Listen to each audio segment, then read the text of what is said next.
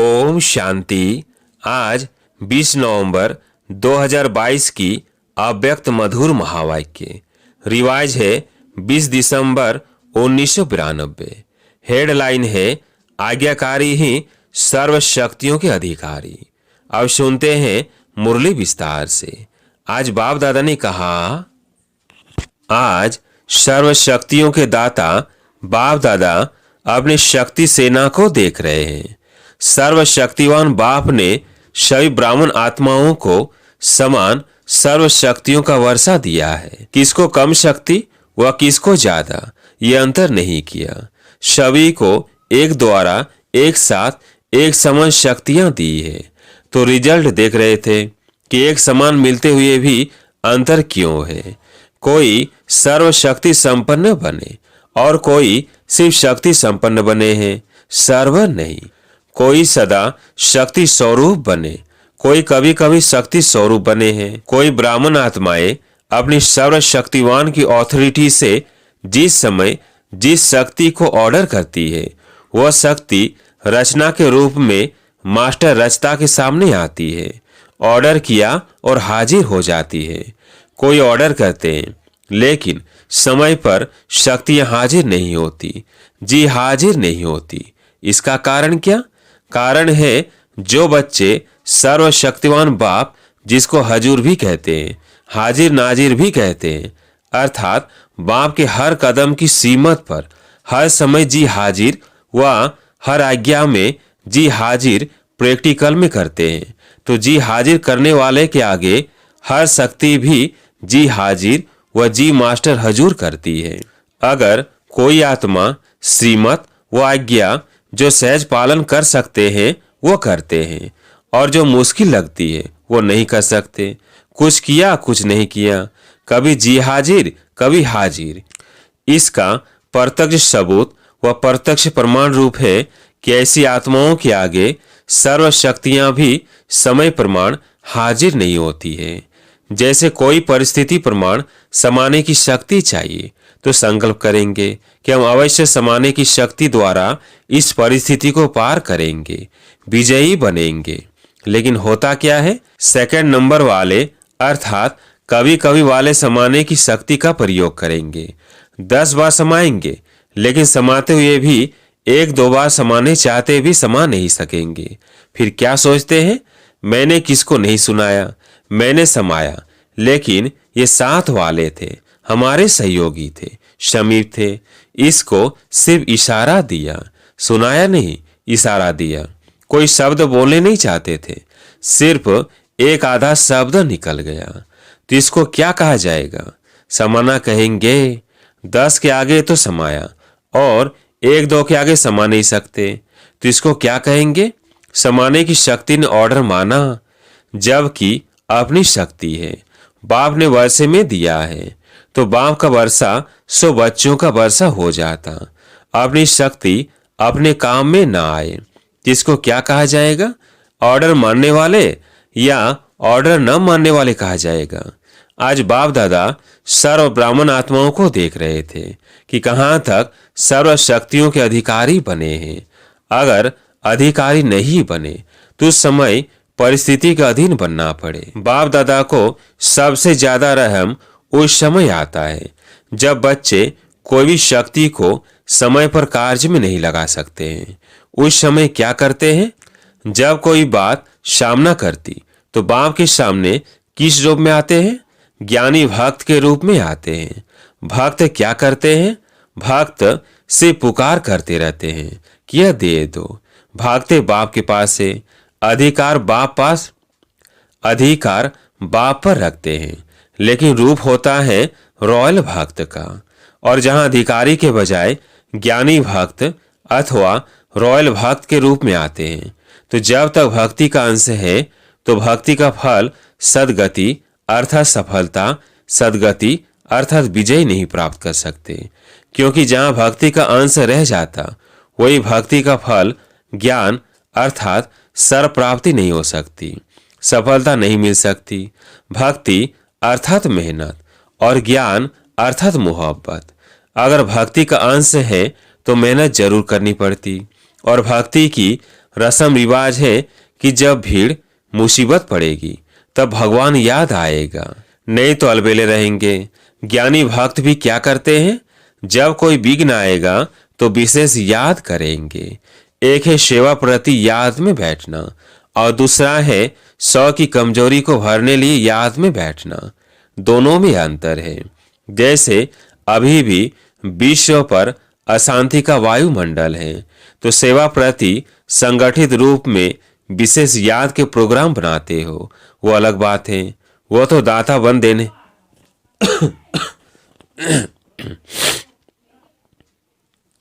वह तो दाता बन देने के लिए करते हो, वो मांगने के लिए नहीं करते हो, औरों को देने के लिए करते हो, तो वो हुआ सेवा प्रति। लेकिन अपनी कमजोरी भरने के प्रति समय पर विशेष याद करते हो, और वैसे अलवेलेपन की याद होती है, भूलते नहीं हो, लेकिन अलवेलेपन की याद आती है। हम तो है ही बाबा के, और है ही कौन। लेकिन यथार्थ शक्तिशाली याद का प्रत्यक्ष प्रमाण, समय प्रमाण, शक्ति हाजिर हो जाए। कितना भी कोई कहे मैं तो याद में रहती ही हूं, वह रहता ही हूं, लेकिन याद का स्वरूप है सफलता। ऐसे नहीं, जिस समय याद में बैठते उस समय खुशी भी अनुभव होती, शक्ति भी अनुभव होती, और जब कर्म में संबंध संपर्क में आते उस समय सदा सफलता नहीं होती, तो उसको कर्म योगी नहीं कहा जाएगा। शक्तियां शस्त्र हैं, और शस्त्र किस समय के लिए होता है? शस्त्र सदा समय पर काम में लाया जाता है। यथार्थ याद अर्थात सर्वशक्ति संपन्न सदा शक्तिशाली शस्त्र हो। परिस्थिति रूपी दुश्मन आया और शस्त्र काम में नहीं आए, जिसको क्या कहा जाएगा? शक्तिशाली या शस्त्रधारी कहेंगे। हर कर्म में याद अर्थात सफलता हो, इसको कहा जाता है कर्म योगी। सिर्फ बैठने के टाइम के योगी नहीं हो। आपके योग का नाम बैठा बैठा योगी है या कर्म योगी नाम है? कर्म योगी होना निरंतर कर्म है, और निरंतर कर्म योगी हो। जैसे कर्म के बिना एक सेकंड भी रह नहीं सकते, चाहे सोए हुए हो, तो अभी सोने का कर्म कर रहे हो ना। तो जैसे कर्म के बिना रह नहीं सकते, वैसे हर कर्म योग के बिना कर नहीं सकते। इसको कहा जाता है कर्म योगी। ऐसे नहीं समझो कि बात ही ऐसी थी ना, सरकमस्टांस ही ऐसे थे, समस्या ही ऐसी थी, वायुमंडल ऐसा था। यही तो दुश्मन है, और उस समय का दुश्मन आ गया, इसलिए तलवार चला न सके, तलवार काम में लगा नहीं सके, या तलवार याद ही नहीं आए, या तलवार ने काम नहीं किया। तो ऐसे को क्या कहा जाएगा? शस्त्रधारी। शक्ति सेना हो, तो सेना की शक्ति क्या होती है? शस्त्र, और शस्त्र है सर्व शक्तियां। तो रिजल्ट क्या देखा? मेजोरिटी सदा समय पर सर्व शक्तियों को ऑर्डर पर चला सके, इसमें कमी दिखाई दी। समझते भी है, लेकिन सफलता स्वरूप में समय प्रमाण या तो शक्तिहीन बन जाते हैं, या थोड़ा सा असफलता का अनुभव कर फौरन सफलता की ओर चल पड़ते हैं। 3 प्रकार के देखे। एक उसी समय दिमाग द्वारा समझते हैं कि यह ठीक नहीं है, नहीं करना चाहिए, लेकिन उस समझ को शक्ति स्वरूप में बदल नहीं सकते। दूसरे हैं जो समझते भी हैं, लेकिन समझते भी समय वह समस्या पूरी होने के बाद सोचते हैं। वह थोड़े समय में सोचते हैं, वह पूरा होने के बाद सोचते। और तीसरे हैं महसूस ही नहीं करते कि यह रॉन्ग है, सदा अपने रॉन्ग को राइट ही सिद्ध करते हैं, अर्थात सत्यता की महसूसता शक्ति ही नहीं। तो अपने को चेक करो कि मैं कौन हूं। बाप दादा ने देखा कि वर्तमान समय के प्रमाण सदा और सहज सफलता किन बच्चों ने प्राप्त की है, उसमें भी अंतर है। एक है सहज सफलता प्राप्त करने वाले, और दूसरे हैं मेहनत और सहज दोनों के बाद सफलता पाने वाले। जो सहज और सदा सफलता प्राप्त करते हैं, उनका मूल आधार क्या देखा? जो आत्माएं सदा स्वयं को निर्माण चित्त की विशेषता से चलाते रहते हैं, वही सहज सफलता को प्राप्त होते आए हैं।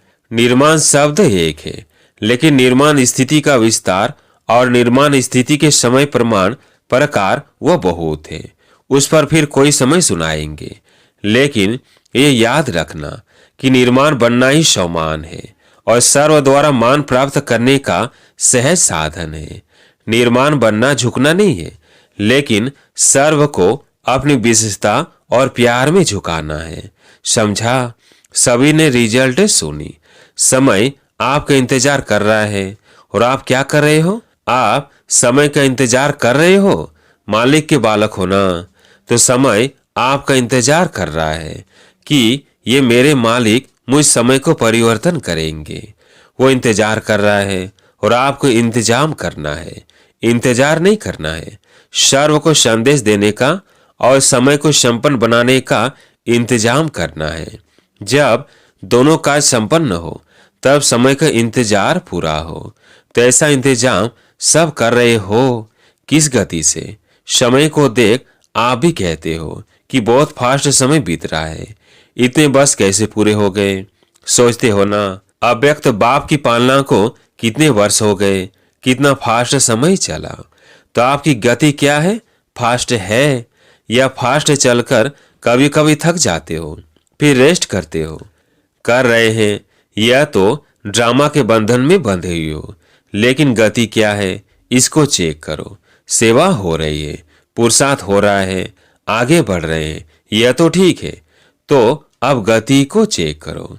सिर्फ चलने को चेक नहीं करो, गति को चेक करो, स्पीड को चेक करो।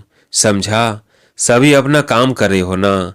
अच्छा, चारों ओर के सदा बाप के आगे जी हाजिर करने वाले, सदा मास्टर सर्वशक्तिवान बन सर्व शक्तियों को स्वयं के ऑर्डर में चलाने वाले, सर्व शक्तियां जी हाजिर का पाठ बजाने वाली, ऐसे सदा सफलता मूर्त आत्माएं, सदा हर कर्म में याद का स्वरूप अनुभव करने वाले और कराने वाले, ऐसे अनुभवी आत्माओं को सदा हर कर्म में, संबंध में, संपर्क में निर्वाण बन विजय रत्न बनने वाले, ऐसे सहज सफलता मूर्त श्रेष्ठ बच्चों को बाप दादा का याद प्यार और नमस्ते। अव्यक्त बाप दादा की पर्सनल मुलाकात। हेडलाइन है, साधारण कर्म में भी ऊंची स्थिति की झलक दिखाना ही फॉलो फादर करना है। बाबा ने कहा, सदा संगम युगी पुरुषोत्तम आत्मा है, ऐसे अनुभव करते हो।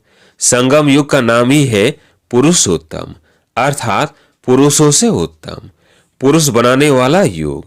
तो संगम युगी हो। आप सभी पुरुषोत्तम बने हो ना। आत्मा पुरुष है और शरीर प्रकृति है, तो पुरुषोत्तम अर्थात उत्तम आत्मा हूं। सबसे नंबर 1 पुरुषोत्तम कौन है? ब्रह्मा बाबा। इसलिए ब्रह्मा को आदि देव कहा जाता है। फरिश्ता ब्रह्मा भी उत्तम हो गया और फिर भविष्य में देवात्मा बनने के कारण पुरुषोत्तम बन जाते। लक्ष्मी नारायण को भी पुरुषोत्तम कहेंगे ना। तो पुरुषोत्तम योग है। पुरुषोत्तम मैं आत्मा हूं। पुरुषोत्तम आत्माओं का कर्तव्य भी सर्वश्रेष्ठ है। उठा, खाया पिया, काम किया, यह साधारण कर्म नहीं। साधारण कर्म करते भी श्रेष्ठ स्मृति, श्रेष्ठ स्थिति हो, जो देखते ही महसूस करे कि यह कोई साधारण व्यक्ति नहीं है। जैसे जो असली हीरा होगा वो कितना भी धूल में छिपा हुआ हो, लेकिन अपनी चमक जरूर दिखाएगा, छिप नहीं सकता। तो आपकी जीवन हीरे तुल्य है ना। कैसे भी वातावरण में हो, कैसे भी संगठन में हो, लेकिन जैसे हीरा अपनी चमक छिपा नहीं सकता, ऐसे पुरुषोत्तम आत्माओं की श्रेष्ठ झलक सबका अनुभव होनी चाहिए। तो ऐसे है, यह दफ्तर में जाकर, काम में जाकर आप भी वैसे ही साधारण हो जाते हो। अभी गुप्त में हो, काम भी साधारण है, इसलिए पांडवों को गुप्त रूप में दिखाया है। गुप्त रूप में राजाई नहीं की, सेवा की। तो दूसरों के राज्य में गवर्नमेंट सर्वेंट कहलाते हो ना। चाहे कितना भी बड़ा ऑफिसर हो, लेकिन सर्वेंट ही है ना। तो गुप्त रूप में आप सब सेवाधारी हो, लेकिन सेवाधारी होते भी पुरुषोत्तम हो, तो झलक और फलक दिखाई दे। जैसे ब्रह्मा बाप साधारण तर में होते भी पुरुषोत्तम अनुभव होता था। सभी ने सुना है ना, देखा है या सुना है। अभी भी अव्यक्त रूप में भी देखते हो। साधारण में पुरुषोत्तम की झलक है, तो फॉलो फादर है ना। ऐसे नहीं साधारण काम कर रहे हैं। माताएं खाना बना रही है, कपड़े धुलाई कर रही है। काम साधारण हो लेकिन स्थिति साधारण नहीं, स्थिति महान हो। ऐसे हैं या साधारण काम करते साधारण बन जाते हैं। जैसे दूसरे वैसे हम नहीं। चेहरे पर वो श्रेष्ठ जीवन का प्रभाव होना चाहिए। ये चेहरा ही दर्पण है ना, इसी से ही आपकी स्थिति को देख सकते हैं। महान है या साधारण है, यह इसी चेहरे के दर्पण से देख सकते हैं। स्वयं भी देख सकते हो और दूसरे भी देख सकते हैं। तो ऐसे अनुभव करते हो सदैव स्मृति और स्थिति श्रेष्ठ हो। स्थिति श्रेष्ठ है तो झलक ऑटोमेटिकली श्रेष्ठ होगी। जो समान स्थिति वाले हैं वे सदा बाप के साथ रहते हैं। शरीर से चाहे किसी कोने में बैठे हो, किनारे बैठे हो, पीछे बैठे हो, लेकिन मन की स्थिति में साथ रहते हो ना। साथ वही रहेंगे जो समान होंगे। स्थूल में चाहे सामने भी बैठे हो लेकिन समान नहीं तो सदा साथ नहीं रहते, किनारे में रहते हैं। तो समीप रहना अर्थात समान स्थिति बनाना। इसलिए सदा ब्रह्मा बाप समान पुरुषोत्तम स्थिति में स्थित रहो। कई बच्चों की चलन और चेहरा लौकिक रीति में भी बाप समान होता है तो कहते हैं यह तो जैसे बाप जैसा है। तो यह चेहरे की बात तो नहीं लेकिन चलन ही चित्र है। तो हर चलन से बाप का अनुभव हो, इसको कहते हैं बाप समान। तो समीप रहना चाहते हो या दूर, इस एक जन्म में संगम पर स्थिति में जो समीप रहता है वो परम धाम में भी समीप है और राजधानी में भी समीप है। एक जन्म की समीपता अनेक जन्म समीप बना देगी। हर कर्म को चेक करो। बाप समान है तो करो, नहीं तो चेंज कर दो। पहले चेक करो फिर करो, ऐसे नहीं करने के बाद चेक करो कि यह ठीक नहीं था। ज्ञानी का लक्षण है पहले सोचे फिर करे, अज्ञानी का लक्षण है करके फिर सोचते।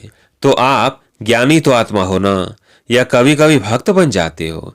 पंजाब वाले तो बहादुर है ना, मन से भी बहादुर। छोटी सी माया चींटी के रूप में आए और घबरा जाए नहीं। चैलेंज करने वाले स्टूडेंट कभी पेपर से घबराते हैं तो आप बहादुर हो या छोटे से पेपर में भी घबराने वाले हो। जो योग्य स्टूडेंट होते हैं वो आह्वान करते हैं कि जल्दी से पेपर हो और क्लास आगे बढ़े। जो कमजोर होते हैं वो सोचते हैं डेट आगे बढ़े। आप तो होशियार हो ना, यह निश्चय पक्का हो कि हम ही कल्प कल्प के विजयी हैं और हम ही बार बार बनेंगे। इतना पुरुषार्थ किया है, आप नहीं बनेंगे तो कौन बनेंगे। आप ही विजयी बने थे, विजयी बने हैं और विजयी रहेंगे। विजयी शब्द बोलने से ही कितनी खुशी होती है, चेहरा बदल जाता है ना। जो सदा विजयी रहते वो कितना खुश रहते हैं।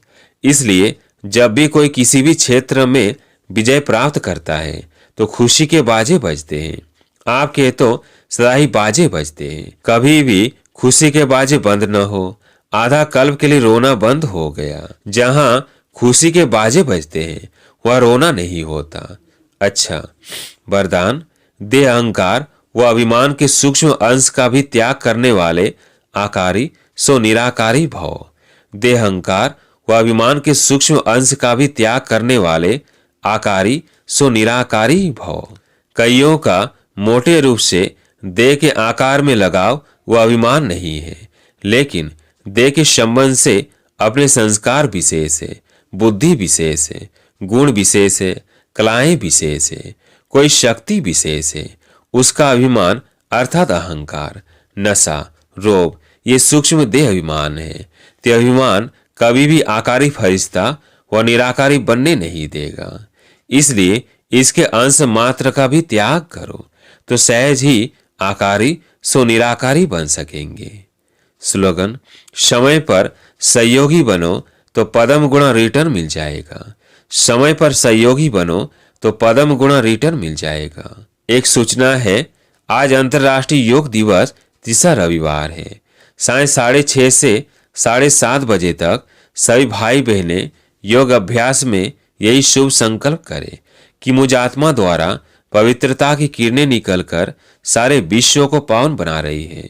मैं मास्टर पति तो पावनी आत्मा हूँ। अच्छा, ओम शांति।